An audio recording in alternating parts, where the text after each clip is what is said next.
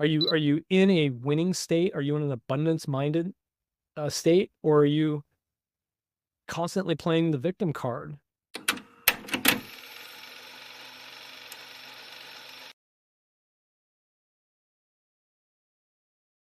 In the times we're in right now, man, it's very clear.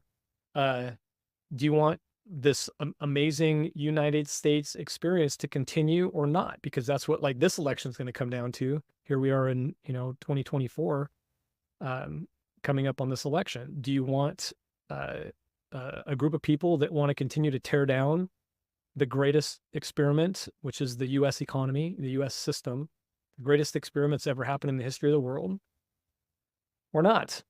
And that's why I think you gotta have a lot of faith, right?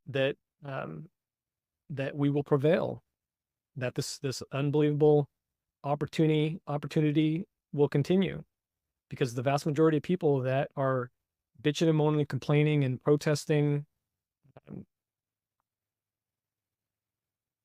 for whatever crazy reasons, but they feel like they're slighted and the system's not working for them, is maybe you should just ask, how is it working for other people? This is part of this concept of forgiveness we were talking about earlier, is you got to put yourself in the other person's position as best as you can, right? As Dr. Don Woods talk about atmospheric conditions.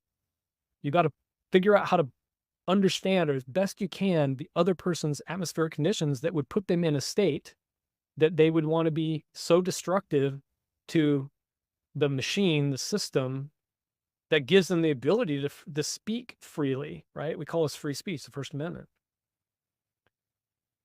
That if they were in any other country, you'd just be executed in most countries, like you can't speak out against the government, but you can here. Well, at least on one side, and you won't be persecuted or prosecuted. And so religion takes all kinds of shapes and forms, but spirituality is something very personal, is very independent. It's something that you have to sometimes really wrestle with, because, I heard somebody say years ago, stop saying, why me, Lord, and start saying, try me, Lord, right? Because when you keep saying why, that's the victim role. That's the victimization card, right? Why do you keep doing this to me? Why does it keep happening? Instead of, having a sort of a fighter's mentality of, you want some of this? Try me, right? Hey, I may not win, but I'm going to figure out a way to get back up. And that's what I would consider like an abundance, minded thinking person versus a scarcity or a victim mindset.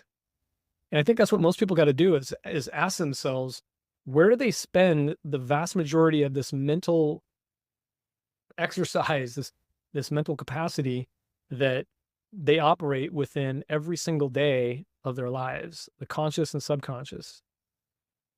Are you in a winning state? Are you in an abundance-minded state, or are you constantly playing the victim card? Right? Because to me, again, I go back to the few things that what I would consider I know to be true.